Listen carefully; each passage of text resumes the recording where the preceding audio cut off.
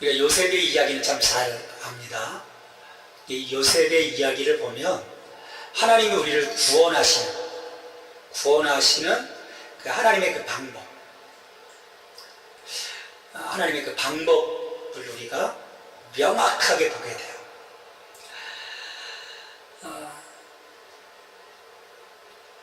긴 시간 어떻게 보면 요셉이 이제 고초를 당하지 않습니까? 17살 때 그 아버지의 그 총애를 받다가 이 형들의 시기를 받아서 애굽으로 팔려가게 되죠. 그때부터 어떻게 됩니까? 계속 내리막길인 거예요. 첫 번째 간집이 애굽의 고위 대신이었던 보디발의 집이죠. 거기서 인정을 좀 받습니다. 보디발의 인정을 받아요. 근데 이 젊은 요셉을 유혹하는 이 보디발의 아내 때문에 또 모함을 받게 되고 감옥에 갇히게 돼요. 우리 어떤 신앙의 모습을 보면 그렇습니다. 내가 어떤 그 상황 속에서도 결단하고 주님과 올바로 가겠다라고 결단하면 우린 그런 기대를 갖는 거예요. 잘 될 거야. 근데 그런 기대와는 다르게 우리의 상황들이 또 좋지 않은 상황으로 흘러가는 때가 참 많은 거예요. 그때 우리의 그 마음을 다잡아가는 것, 저는 참 중요하다고 생각을 합니다. 그때 사람들이 실은 많이 마음들이 무너져요. 요셉이 이제 그 보디발 장군의 그 감옥에 갇히게 되죠. 감옥에 갇히면서 어떻게 됩니까? 또 거기서도 하나님이 요셉을 좋게 보셔서 또 거기서도 또 인정을 받게 돼요. 그래서 전체 그 5개 일들을 돌보게 되고요. 또 그 옥에 들어와 있는 그 소위 작은 그 사설교도소죠. 그 사설교도소에 그 바로의 그 어떤 그 신하들, 실은 정치범들이 오는 거예요. 정치범들이 오면 그 사람들 돌볼 수 있는 그 일들을 맡기게 합니다. 그 은혜를 입은 거죠. 교도소에 들어가서도 또 은혜를 입은 거예요. 그 감옥에 갇혀 있었던 바로의 신하 2사람이 어느 날 꿈을 꿉니다. 한 사람은 술 맡은 관원장이었고 한 사람은 떡 맡은 관원장이었어요. 요셉이 그 꿈을 해석해 주죠. 그래서 술 맡은 관원장은 다시 복직될 거고 떡 맡은 관원장은 그 꿈을 해석하기를 당신은 바로의 노예물에서 죽을 겁니다. 그것처럼 그 꿈의 해석처럼 술 맡은 관원장은 다시금 복직이 되고 떡 맡은 관원장은 죽게 되죠. 자, 이때 요셉이 또 그 마음이 이 감옥을 나가고 싶은 거예요. 그래서 술 맡은 관원장에게 이야기를 합니다.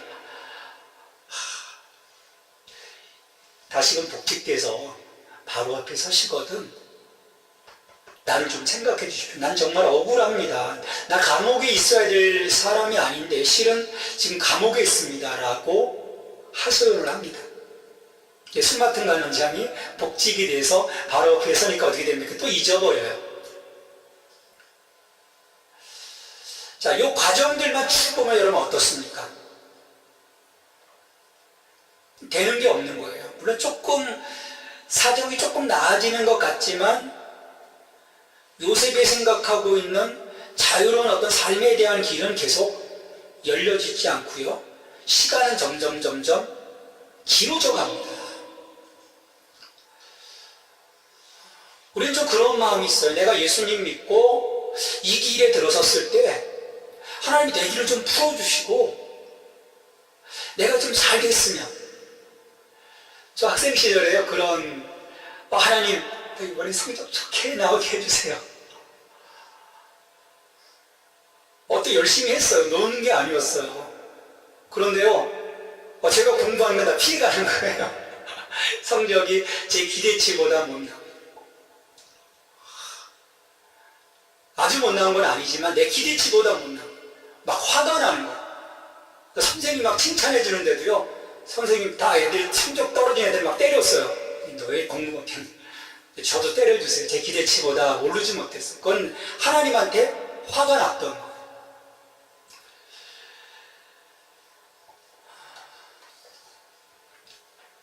자, 요셉의 상황을 보면 학대를 당하고 노예로 팔려가게 돼요. 자, 노예로 평생 살다가 죽을 수밖에 없는 그런 상황입니다. 더 이상 그 삶이 개선될 수 있는 그 여지는 없어 보이는 거예요. 근데 그럴 수밖에 없어 보이는 그런 상황, 그런 그 흐름이 꺾이고 예상치 못한 결과들이 우리의 삶 속에 나타날 수 있다는 것을 요셉은 보여줘요. 우리가 요셉을 보면서요, 그 하나님의 그 구원의 원리, 하나님이 우리의 삶을 조성해 가시는 세 가지 원리를 좀 우리가 볼 수 있어야 돼요.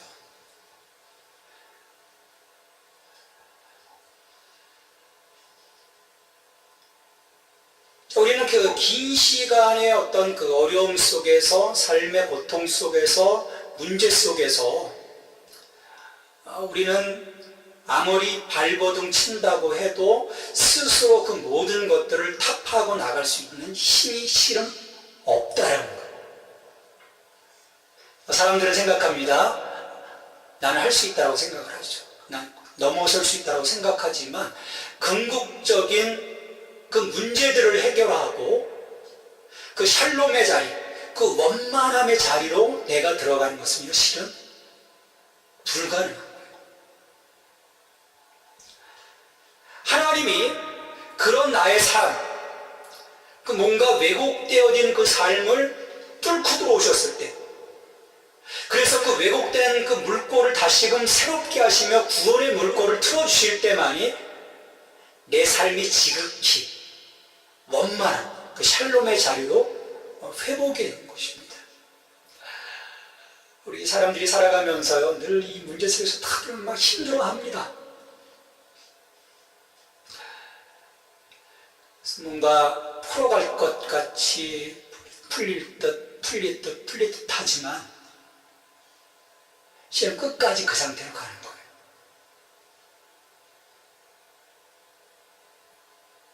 불행한 거죠.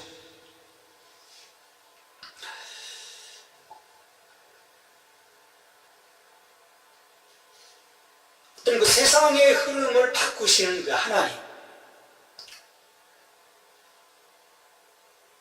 그 세상의 그 왜곡된 흐름을 바꾸어서 하나님의 뜻 가운데를 회복시키시는 이 하나님의 주권, 그것이 내 삶에 개입해 들어올 때만 우리는 우리의 삶에서 새로운 어떤 그 가치, 새로운 의미들을 우리가 찾아갈 수 있게 되는 거죠. 그래서 요셉이요, 그런 고백을 나중에 합니다. 사람들이 정말 몹쓸 짓을 했지만 학대도 하고 모함도 하고 때로는 그 요셉의 덕을 입었음에도 요셉을 잊어버리기도 했지만 하나님이 그 상황들을 바꿔주신 것을 고백하죠. 뭐라고 고백합니까? 하나님이 저와 함께 계셔. 하나님이 저와 함께 계셔. 그 모든 환난에서 건져내서 애굽 왕 바로 앞에서 은총과 지혜를 주시며 바로가 저를 애굽과 자기 온 집의 치리자로 세웠느니라. 자, 요셉은요, 힘도 능력도 실은 없었어요. 그 형들이 구덩이에 밀어 넣을 때 요셉은요, 저항조차 못했어요. 채색 옷을 입고 막 뻑이고 막 그랬지만 그 뒤에 아버지가 있어서 그랬지, 그 스스로는 그 강한 형들의 어떤 그 밀침, 그 해침을 이겨낼 수 있는 그런 힘이 없는 그냥 소년이었어요. 패배하기만 합니다. 또 감옥에서도 소망이라고는 전혀 없었어요. 뭐 감옥에 던져졌으니까 자기가 어떻게 해볼 도리가 없습니다. 그러니까 술 맡은 관원장 복직할 때 제발 좀 나를 좀 믿지 말아주세요. 그가 할 수 있는 것은 그런 읍소밖에 없었어요. 이 상황이 반전이 되는 거예요. 상황이 반전이 돼요. 그것은요, 저와 함께 요셉이 그 속에 하나님이 함께 하셨기 때문에 그의 삶이 반전이 일어나는 것입니다. 구원은요, 오직 하나님께 달린 거예요. 오직 하나님께. 그러니까 우리 기독교 신앙의 메시지는 분명합니다. 하나님이 전부이고 하나님께서 만물을 당신의 뜻대로 다스리신다는 거예요. 하나님이 전부라는 거예요. 내가 아니라는 거예요. 이 요셉의 이야기에서 가장 중요한 요소가 바로 이겁니다. 하나님이 저와 함께 계셔. 한번 생각해 보십시오. 하나님 나와 함께 계신다. 지금 여러분과 함께 하십니까? 그게 막 느껴지시나요? 하나님이 나와 함께 계셔.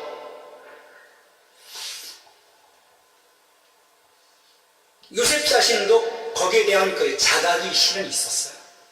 계속 어려움이 있었지만 그 어려움의 상황이 계속 이어지는 그 13년이라고 하는 긴 시간 속에서도 실은 요셉 안에는 그런 그 자각들이 있었기 때문에 어떻게 보면 그를 이겨내도록 한 힘이기도 한 것입니다. 아마 그런 하나님의 임마누엘 되심에 대한 자각이 없었다면 어떻게 될까요? 아마 스스로 목숨을 끊었을 수도 있을 거예요. 미쳐버릴 수도 있었을 것입니다. 다시금 불신의 나락으로 떨어졌을 수도 있을 거예요. 요셉은 견뎌내죠. 그리고 고백하는 거예요. 그 형들 앞에 서게 되지 않습니까? 형들이 자기들의 그런 그 허물, 어떻게 보면 극악함이잖아요.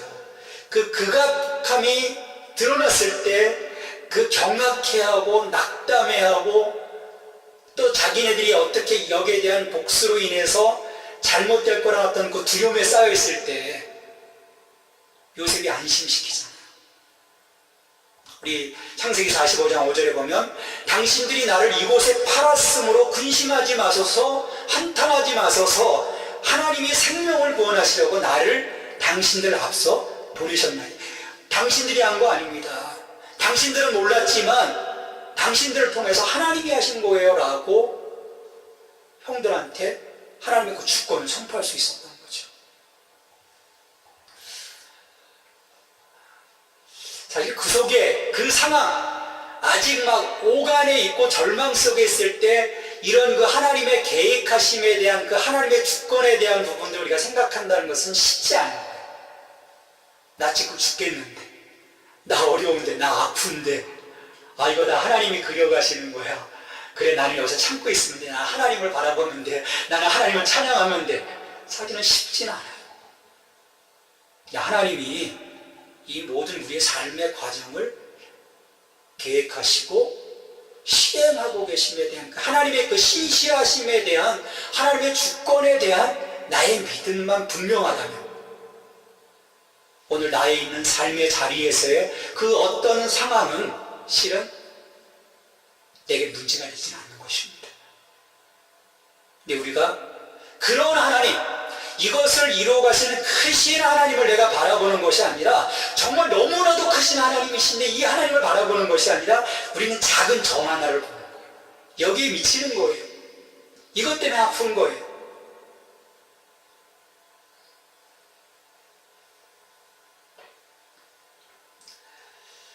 우리가 아무리 애를 써도요, 실은 할 수 있는 일이 별로 없습니다. 별로 없어요. 하나님이 하심을 내가 온전히 믿고 그 앞에 서는 것. 그것으로 인해서 하나님의 구원이 우리 가운데 임하는 것입니다.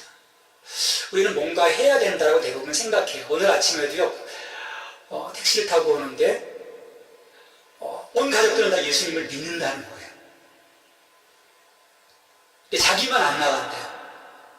하면서 저는요 그냥 담배도 피고요, 술도 먹고요, 또 일도 해야 되고.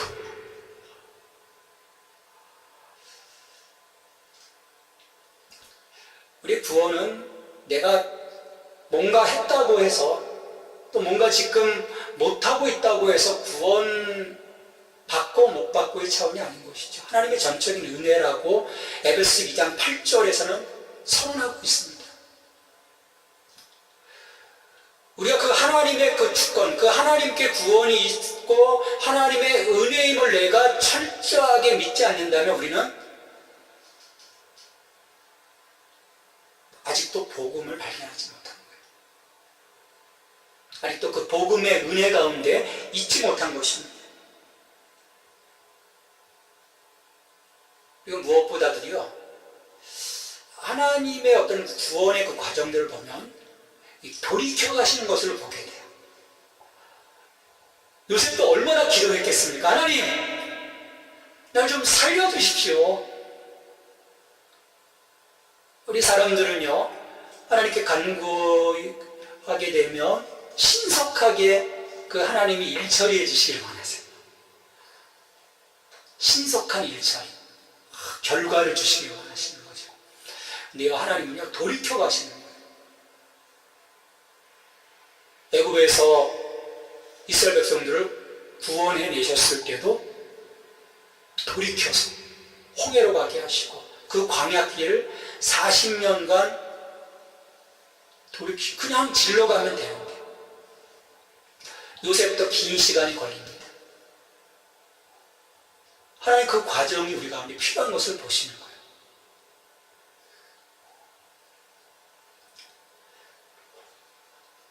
대부분 그 기다림 속에서 사람들은 오해합니다.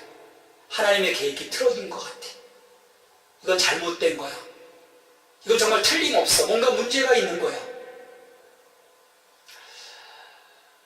많은 사람들이요, 이 복음을 믿지 못하는 이유가 여기 있습니다. 우리는 즉각적인 어떤 결과들을 원하는 거예요. 근데 하나님은 그렇지 않습니다.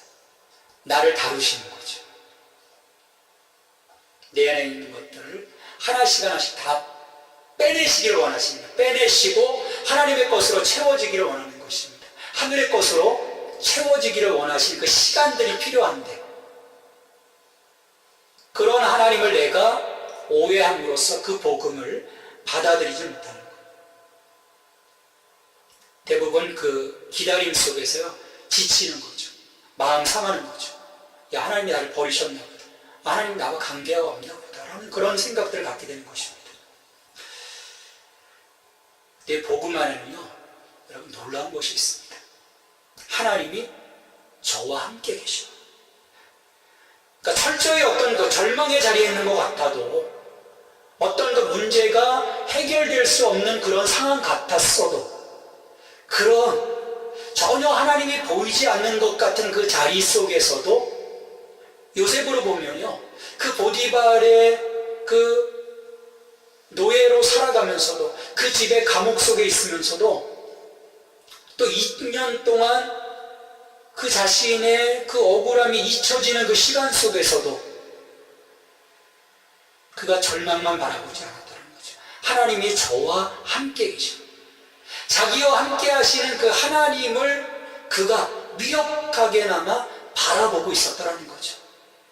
그랬을 때 하나님이 그의 왜곡된 삶을 다시금 관통에 들어오셔서 가장 적절한 시점에 바로로 하여금 꿈을 꾸게 하시고 바로의 문제를 해결하게 하시고, 그래서 그 문제를 위한 탁월한 한 인물로 하나님이 세워주심으로 그를 통해서 이스라엘이라는 한 민족까지 살려가시는 하나님의 그 큰 구원에 대한 그림을 우리가 볼 수 있다면, 근데 그 볼 수 있는 그 시점은요, 하나님이 저와 함께 계셔. 하나님이 지금 나와 함께 계셔. 이 상황 속에서, 내가 있는 이 자리 속에서 하나님이 지금 나와 함께 계셔. 그 믿음의 초점만을 내가 잃지 않고 있다면, 설령 남들이 볼 때 지금 있는 내 자리가 소망이 없어, 치고 나갈 수 있는 에너지가 없는 것처럼 보여도 우리는 그 자리, 그 절망, 그 어려움, 그 고통, 그 오해, 그 모든 것들을 이겨내고 앞으로 나갈 수 있다고 하는 것입니다. 우리의 삶을 돌아봐도 마찬가지입니다. 어렵고 힘이 들 수 있습니다. 남들로부터 오해받고 있을 수도 있고요. 잊혀진 사람이 될 수도 있어요. 그러나 거기에서, 내 삶 속에서 지금 하나님의 경륜이 끝나버린 것은 아닙니다. 실패한 것은 아니에요. 하나님 여전히 내 가운데 계시고 내 삶을 위해서 일하고 계심을 우리가 볼 수 있어야 할 것입니다. 2019년 이제 한 달이 지나갔습니다. 11개월이라는 그 시간이 또 우리 가운데 있어요. 우리가 지난 이 한 달에 실망하는 것이 아니라 앞으로 이루어가실 하나님의 그 시간들, 나와 함께 계셔서 나를 사용하시고 나를 다루시고 나를 이끌어 가실 하나님에 대한 기대, 하나님에 대한 소망, 이것들 여러분들이 놓치지 않게 되길 바랍니다. 그리스도 안에서 구원의 역사를 이루시고 하나님 우리를 주목해보고 계세요. 그리스도를 통해서 우리를 사셨습니다. 우리 하나님의 자녀입니다. 귀한 대가를 치르시고 나를 하나님의 자녀로 삼아주신 그 하나님, 그 하나님이 이 남은 시간을 어떻게 다루시고 나를 세워가실 것인지에 대한 그 기대, 그 기대를 놓치지 않게 되시길 바랍니다. 왜? 오늘 하나님이 나와 함께 계십니다. 여러분과 함께 계십니다. 그 하나님을 힘입어 하나님을 찬양하고 하나님을 감사하는, 하나님께 감사하는 저와 여러분이 되기를 주님의 이름으로 축원합니다. 하나님, 요셉의 삶이 어렵고 힘들었지만 그 요셉의 삶 속에 하나님이 함께 계셨기에 그 모든 어려움을 뚫고 그가 나갈 수 있음을 이 시간 말씀을 통해서 봅니다. 주님, 간절히 기도합니다. 오늘 우리의 삶에서도 우리와 함께 하시는 하나님, 이 하나님을 바라볼 수 있는 믿음의 눈을 저희들에게 허락하여 주시옵소서. 그래서 이기게 하여 주옵소서, 넘어서게 하여 주옵소서, 승리케 하여 주옵소서, 주님께 영광 돌리게 하여 주옵소서. 예수님의 이름으로 기도하옵나이다. 아멘.